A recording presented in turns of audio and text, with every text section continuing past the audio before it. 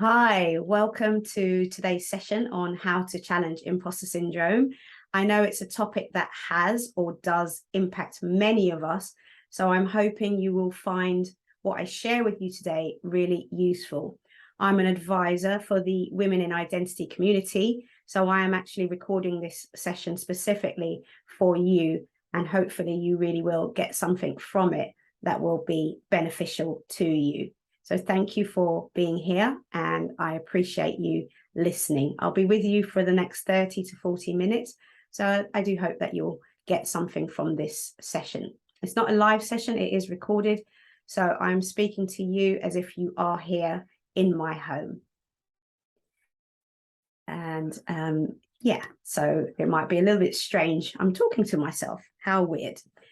So before I introduce myself, I just want to ask you to be present for the next 30 to 40 minutes, as I said.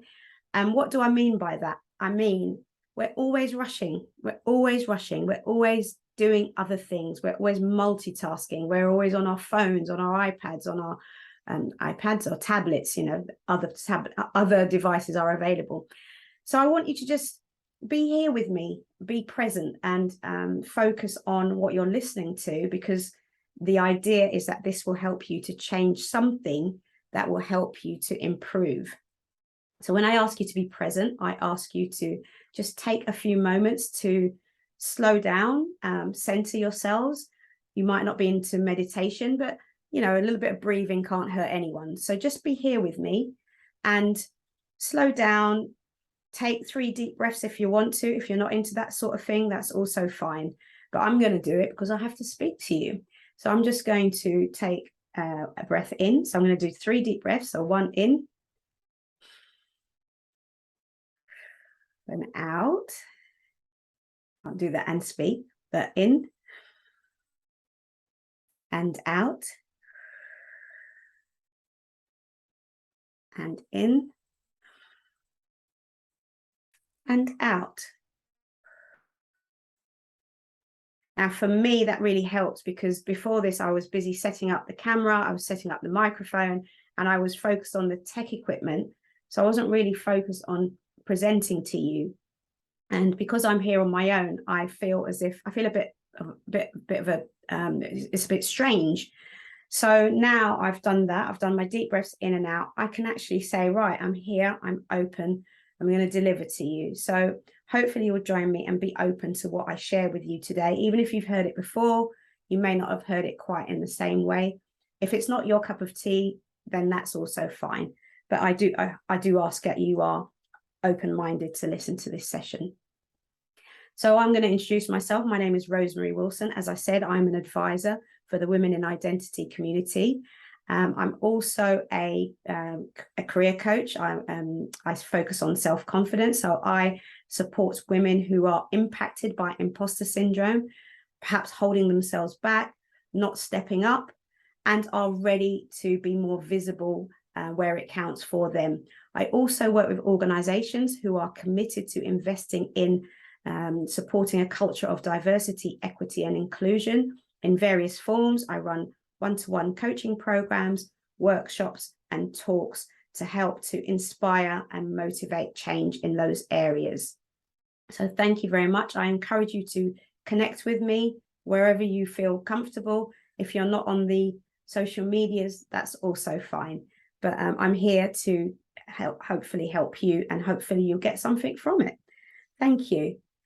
So the overview of today's session, I am going to be sharing what imposter syndrome is. So just a high-level definition. Can't go into all the details because it's a huge topic, but whatever I can share with you that helps you to understand more about it, that will be around what I'll be sharing with you. So around that definition. I'll also share some of the triggers, why certain people are triggered by it, or what makes people triggered to feel that they're not good enough.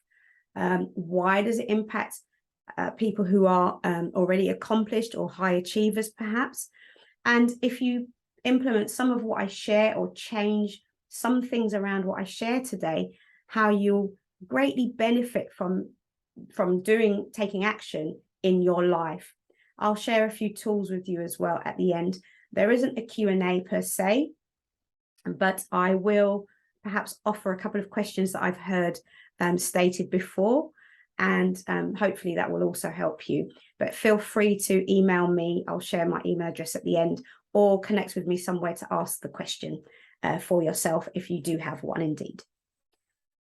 So I said I will encourage you to take some form of action if you are impacted by imposter syndrome or some kind of intense self-doubt, and you feel that it's holding you back in your career or holding you back, it's somewhere on your career journey or your life journey. So I do encourage you to take some action. It might feel a little bit daunting, but I do know from my own experience that if you take action, you will experience more career confidence and less worrying, because I know it's exhausting to worry and doubt yourself all the time. It's exhausting, it's tiring, it's stressful. So you'll experience less worry.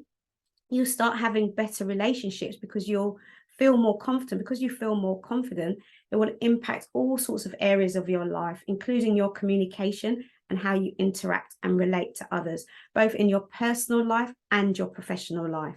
So you'll also have more energy. As I said, it can be exhausting to worry about things that you believe you're not good enough at, you're not performing well, you're worrying, you're second guessing your time. That can all be exhausting. So once you start taking some of those things out of your life, you'll find that you will have more energy to do things outside of work, perhaps, or outside of your professional life. And you'll also start to feel less isolated, because I find that when you're worrying about your performance, your doubt, your self-doubt, you're self-doubting yourself, and worrying about how you've shown up at work or shown up at doing certain tasks, you can be up in your head, and then it can feel quite isolating, quite lonely, especially if you don't have anyone to share that with. So these are some of the benefits that you'll receive if you take some action around what I'm sharing with you today. So what exactly is imposter syndrome? So I'm going to speak slowly as well, because I tend to get quite excited when I'm speaking on this topic, and because I'm not speaking to anyone, I'm specifically, when I am speaking to you, you are here with me. When you're listening, you are here, but I'll try to make sure I slow down and not speak too fast. So what is imposter syndrome? It is an internalized fear. So it's your fear. It's a psychological fear. It's something you create in your mind of being exposed as not good enough, that you're going to be tapped on the shoulder and marched off the premises. That's some extreme cases, that you're going to be marched off the premises because you don't know enough, that you're masquerading as an expert when you're not. You're going to be found out that you don't know what you're doing, as if what you've achieved was by luck. You don't feel that you've earned the right to be where you are. There's someone else that's better than you, someone else that's good enough. You're not. And it often is accompanied by unhelpful and negative self-talk. That is a theme throughout. The negative self-talk, the unhelpful self-talk, that shows up quite often in imposter syndrome and doubting yourself. I'm not good enough. I can't do it. I don't know how to. Oh, I have to go on the stage, but someone else went on the stage before me and they were so much better than me. These are the types of things that go through your mind. You start comparing yourself to others. I'm not intelligent enough. I'm not skilled enough. They're so much more confident than I am. And it makes you stressed. It makes you feel tired, as I spoke about earlier. So alleviating some of these through some of the tools that I share later will really, really help you, and perhaps change your version of yourself, or the way you see yourself and the way you value yourself, which I think is really important. So this is just background. So I'm sharing quite a bit of background with you, because once you kind of hang into or hone into some of the background, a little light bulb might click in your head and you might go, aha, that's why I'm doing that, or this is why this is happening to me. And just maybe realizing some things might help you to change how you react to them or behave going forward, and how you think about yourself going forward. So who's likely to be impacted? So professionals and students. So it's usually people who are wanting to do something in life, who want to build something in life, who want to grow or develop, who want to learn. Obviously, earning money is important. You know, we all need money to get on in life, but sometimes the impact of doing that can influence how you feel about yourself and how you judge yourself, the self-judgments piece. So professionals and students are likely to be impacted. People of color. So often in organizations, in companies, people of color are in the minority. So perhaps marginalized, not in the minority. There are so few of us in the environments that we often work in, especially when it comes to maybe office work and senior work. You know, there are, as you climb the ladder, there are less and less people of color. There tends to be less and less people of color. So quite often you can feel as if you are not represented. So you feel underrepresented. And again, that impacts underrepresented and minority, that sits together, people of color, underrepresented groups, and being in the minority. You're more likely to experience the feeling of imposter syndrome, because there's a lack of representation and belief. And sometimes biased or discriminatory behavioral attitudes can really impact people who are in that space, and makes them feel less secure and doubt themselves more with this with this bias against them. It doesn't only impact women, men and other genders are actually impacted as well. So it's, you know, in this instance, obviously I'm speaking to perhaps more women at the moment, but it doesn't only impact women.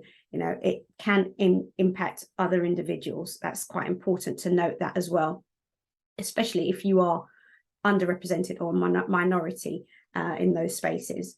Not limited to any type of profession. It can be any type of profession, but usually it's someone who is working in a professional environment.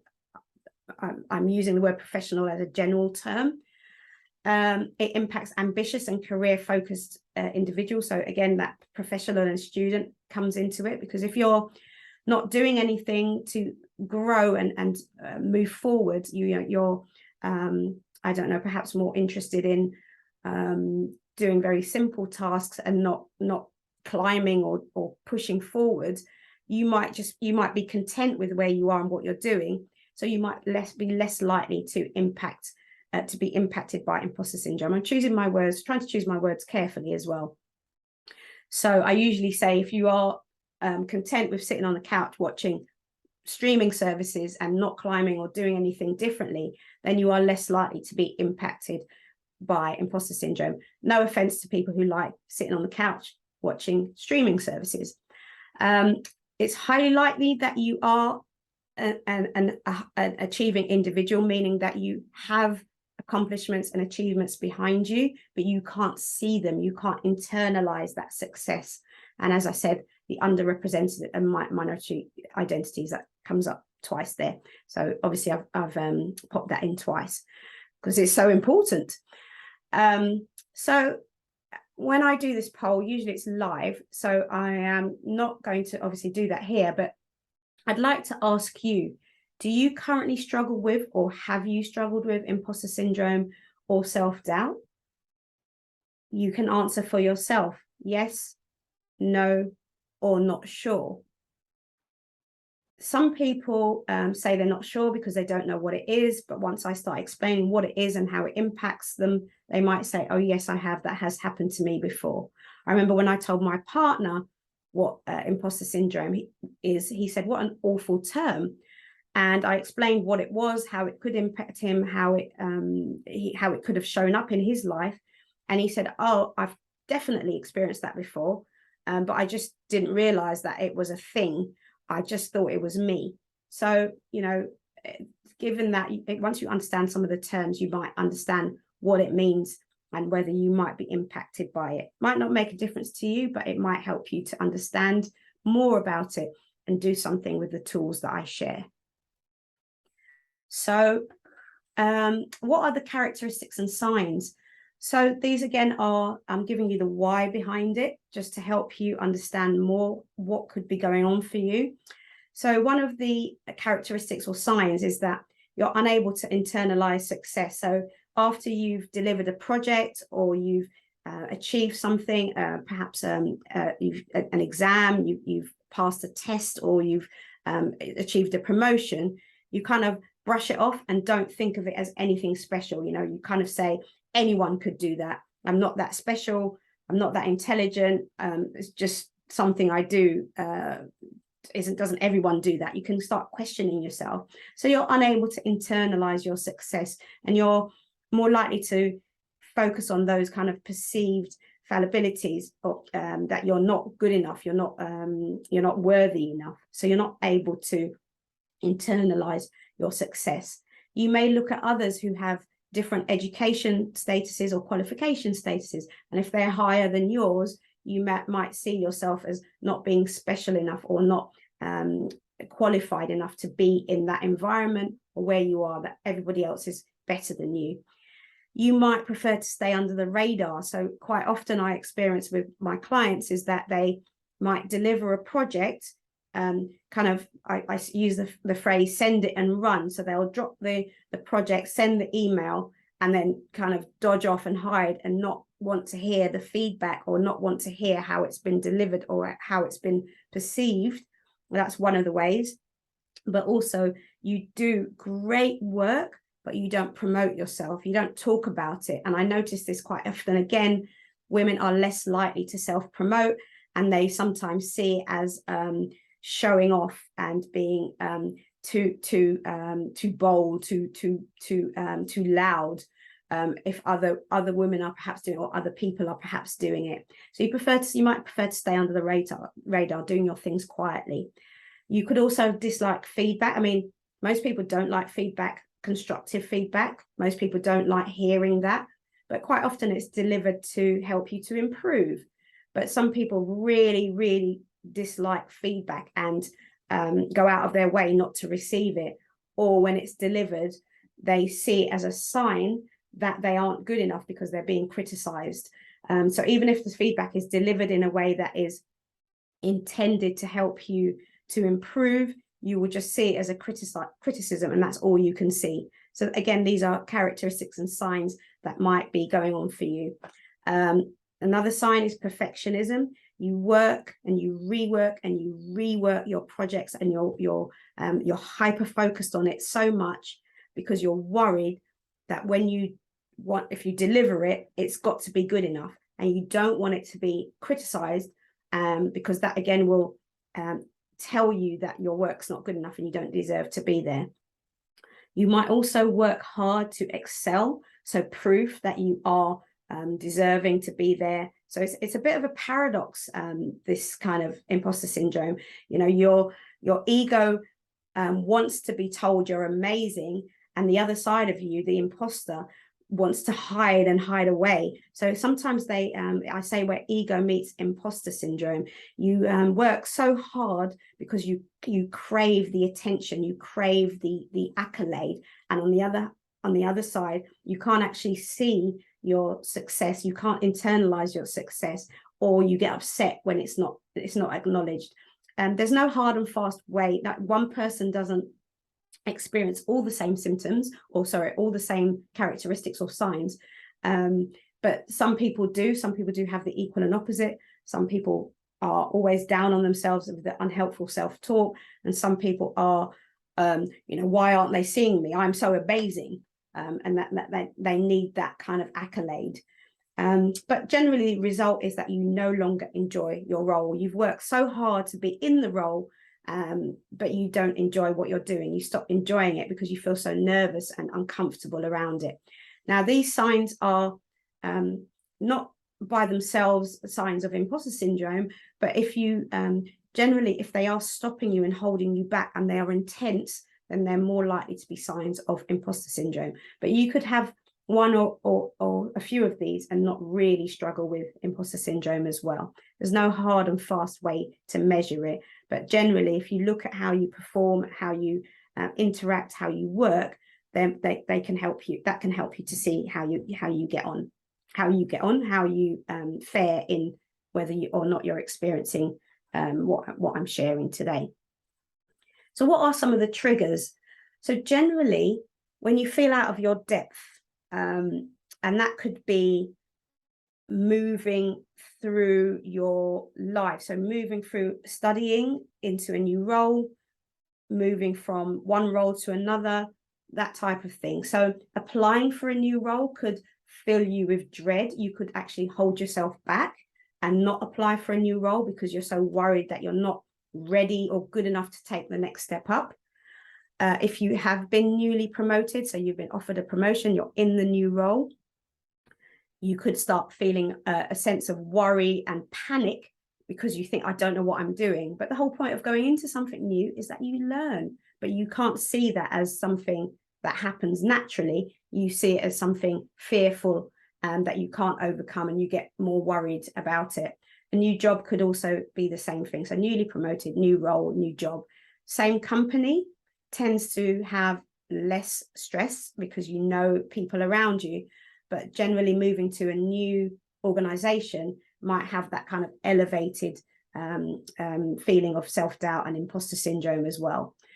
As I mentioned, being given feedback could be a trigger for you because you could start doubting yourself because of what's been said to you. A general fear of failure. Everybody wants to do things to the best of, most people want to do things to the best of their ability, but fearing that failure, fearing not being a success in something you do could trigger you feeling like a fake or a fraud and or not good enough. Starting a business is also one that comes up when you have to go out into the world, promote yourself, be visible, sell yourself, sell your services. That could also trigger symptoms or signs of imposter syndrome.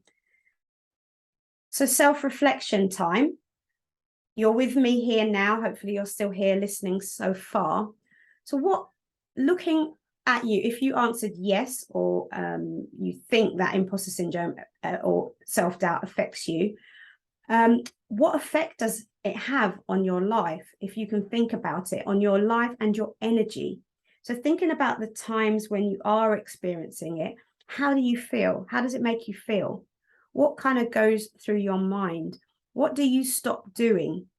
What do you start doing? What do you worry about? What effect does it have on your energy? Have a think about that.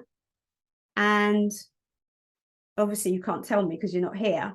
You can tell me a side of this as well. Please do feel free to get in contact again so that I can see if there are different impacts on different people or different different environments, or where you work.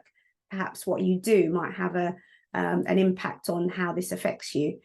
So yeah, what effect does imposter syndrome have on you, or intense self-doubt have on your life and your energy levels? So I'll let you think about that for a moment, or you can perhaps take a screenshot or come back to this question whilst you listen on to the rest of what I'm sharing. So I have a huge list of the terminology that comes up when I ask that question during sessions, when I speak to my clients, when I run workshops, and I ask the question. There are invariably a huge list of impacts or emotive experiences that happen, and tangible experiences. And I'm just going to read a few of these.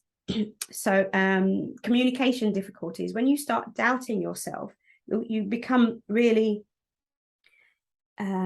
in your head. You stay in your head, meaning you start thinking about yourself and what you're doing and whether it's good enough. Should I do this? You start second guessing, overthinking, questioning, and then that stops you being able to communicate your needs, or ask the right question, or ask the right question for what you need to do, because you're so worried about your performance. So that's something that can happen. So the inability to articulate yourself, or inability to articulate yourself clearly, communication difficulties, that links to that. So obviously self-doubt, feelings of incompetence or inadequacy, and job dissatisfaction. You feel it's you So you might feel that you need to move on. I've had people say they felt so bad and they were so worried about being marched off the premises that they don't know, they didn't know they were good enough. They've literally handed in their notice because they were so fearful. And that might seem extreme to you, but it does happen, and it can happen for some people. This is a really intense feeling if you have it in such a way that it impacts, you know, your role and what you're doing. And it can really be debilitating if it impacts you. And that's something that I really want to support and encourage change around that, about how you value yourself. It's really important to me. So these are just some of the impacts that I've gathered. That I have a whole list of them, but I made this word cloud just to show what's going on. But there are others. So why does it impact people who are accomplished, people who are, I don't know, living their best life, or should be, let's say, or want to be living their best life, not should be, but want to be living their best life, but they are so fearful of this psychological thought pattern that they can't seem to enjoy it and don't feel comfortable and are worried. So why does it impact people who are doing stuff or moving forward in life? And when you have, so one of the, there's a few reasons, but when you have the feeling of success, when you've done something, you could worry that you might not experience that again. So you might be fearful of not achieving it again, because you know what success feels like, because you've achieved something, you've done something in your life that you consider to be a success. And when I use the word success, it's your success, it's your version of success, not societal's.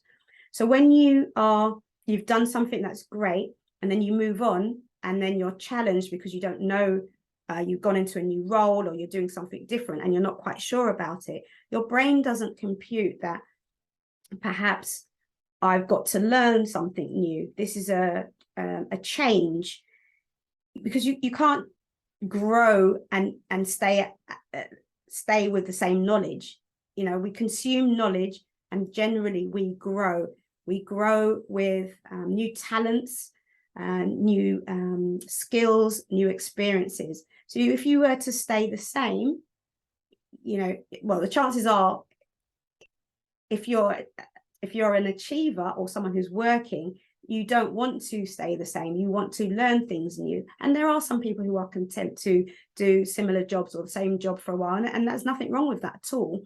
But if you are someone who wants to do something slightly different, you will move forward with gaining some more your idea of success.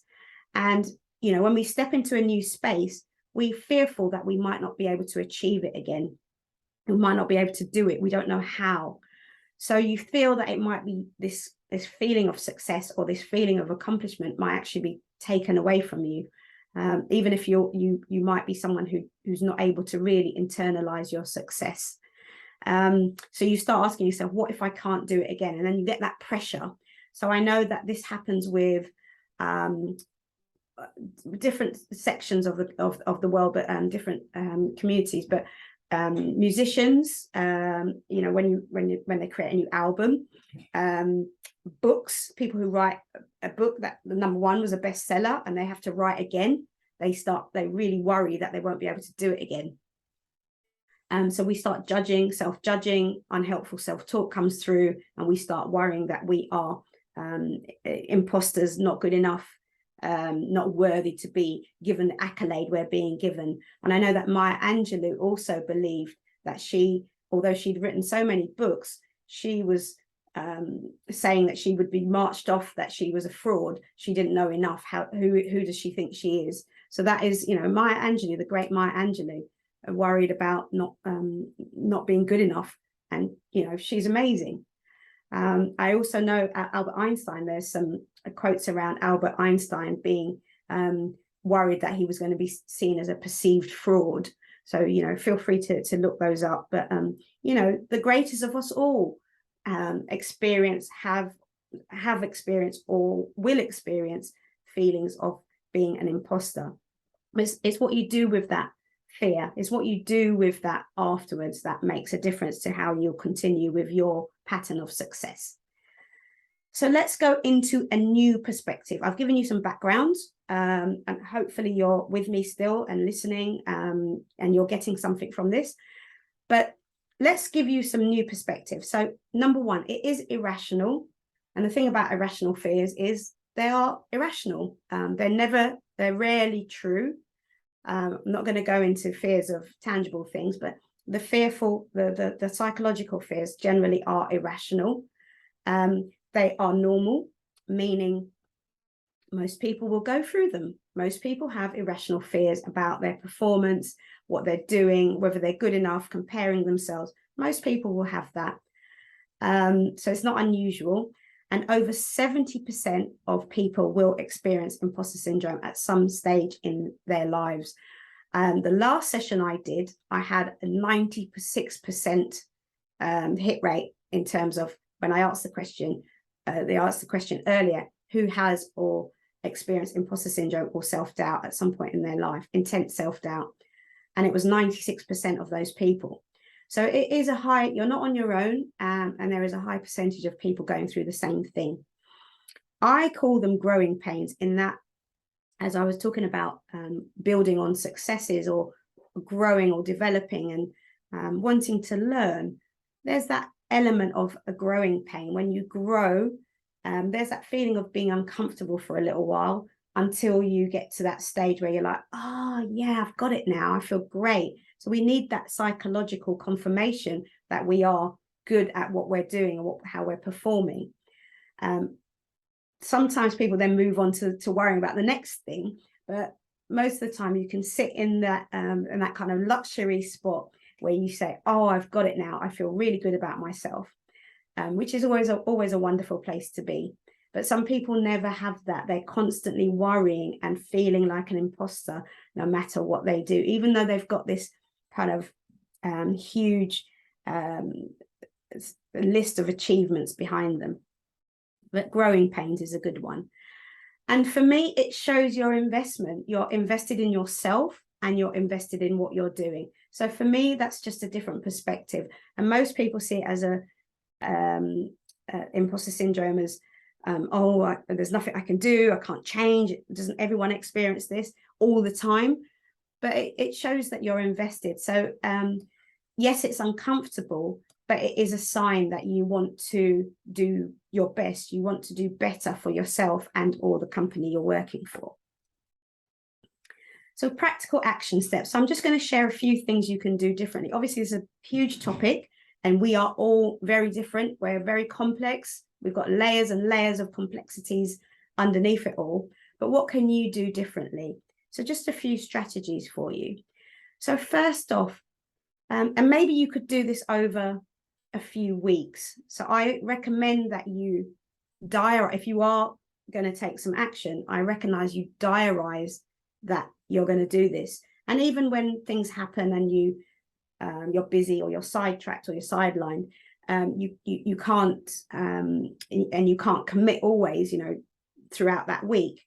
Go back to it when you can. But if it's something that you want to change, I ask you or encourage you to make a commitment to put this in your diary, to take some action around this. So what am I saying?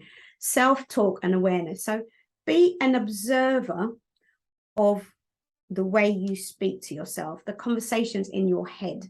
So literally act as if you're walking around with yourself, you and your best buddy, you, and walk around and listen to yourself daily, or listen to the thoughts. They might not come out of your mouth, but listen to the thoughts that you have, the conversations in your head when it comes to you, your self-talk.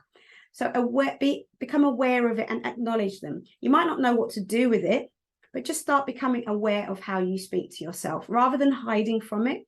Just become aware.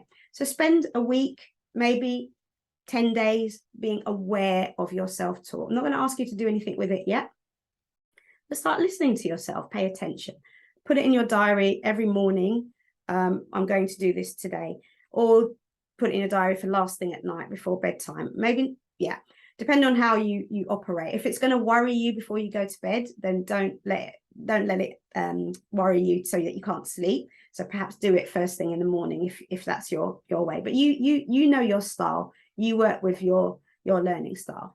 So my suggestion is just, if you can't do it in the moment it's happening, at the end of the day, just look back on how you've been throughout the day, what's happened throughout the day, how you spoke to yourself, what was the situation, what was going on. Just just acknowledge it. And if you can't do it at night, do it in the morning. If you want to write it down, that's fine, but we're going to get to that in a second. So start being an observer of your self-talk. Now, you've been practicing. So now start noting it down. If you want to do the two together, you can do, but I like to do a phased approach so that you are learning new habits over time. That's how I like to do things, or how I've seen the impact, how it works best. So, and I've had a lot of experience with this, not just for myself, but for helping others. So I know what does work. So start noting your self-talk. So you've been observing, you've been hanging out with yourself, me and me, you and you. Start noticing your self-talk. Now, write down what you say. You can write whole phrases, words, whatever you choose to. And is it unhelpful or helpful? Would you say it to a friend? Would you say it to someone you're encouraging to do something wonderful, great, an achievement? Would you say it to someone who you are encouraging to take a next step or learn something new? So start to note down what you observe and notice any common patterns. Just checking the time. Notice any common patterns. Notice the things that come through for you. You might not realize what you do, how you say, and sometimes some of the talk can be self-sabotaging, and sometimes it can be super helpful, but you're just not noticing how helpful it is. So start writing it down. And from there, you can start seeing how you can change or what you can do differently. And I find sometimes this is quite a natural process. Once you realize what you're doing, you can naturally take action steps to do something differently. If that's not you, then obviously once you start noting, you can look at other ways that you can change it and what help or support you need. Speak with someone. So if you're finding that, yes, you've started noticing the self-talk, it's really unhelpful, it's not particularly encouraging, you can start speaking to someone. And when I say speak to someone, I don't mean speak to someone and offload and the two of you gossip together that, oh, it's so bad and terrible, there's nothing I can do. Speak to someone who's perhaps maybe one step ahead of you, who has experienced this before and have more encouraging words for what you could do to change or help. Or speak to someone just for them to listen as a sounding board. So just so you can offload what's going on in your head rather than carrying it around with you. So there's different ways you can do that. But I do recommend that it's more encouraging conversations rather than kind of going over the ground and not looking for solutions. You're just kind of gossiping or moaning about what's going on for you and how bad it is and no one understands you. So I do encourage you to speak to someone so you can offload, but with an idea to changing how you feel, especially if it's impacting you negatively, impacting you and your career. So there's 3 things that you can do. Obviously, there are more. You can also look on the internet. There's lots of resources, but if you become overwhelmed, then just stick to those 3. Again, so start observing yourself, walking around with yourself, so to speak, and seeing how you operate. Then write it down and start looking at the patterns, unhelpful or helpful patterns, and or speak to someone. So whichever works for you. There are 3 simple things that you can do that don't take a lot of time. So finally, I ask you, we're coming up to the end now.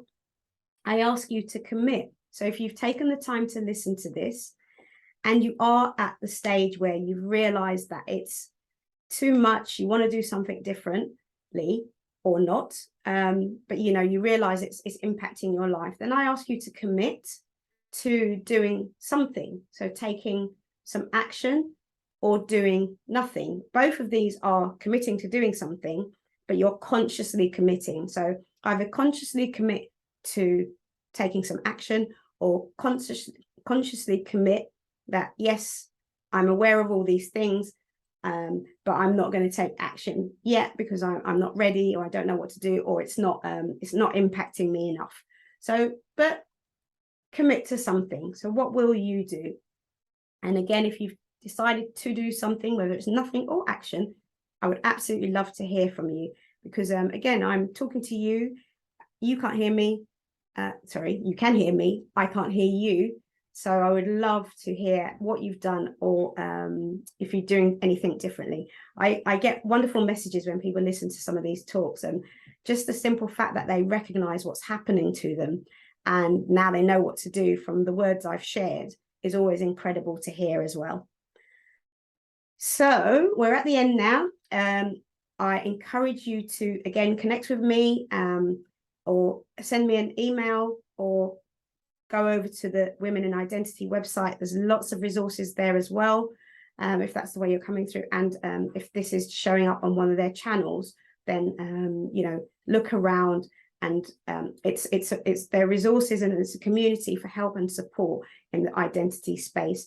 So make sure you you fully embrace it and make use of it. So that's me. Normally I would hand over to you for Q&A, but today, just little big me, over and out. And thank you for listening. And I hope to see you again somewhere soon. Thanks very much.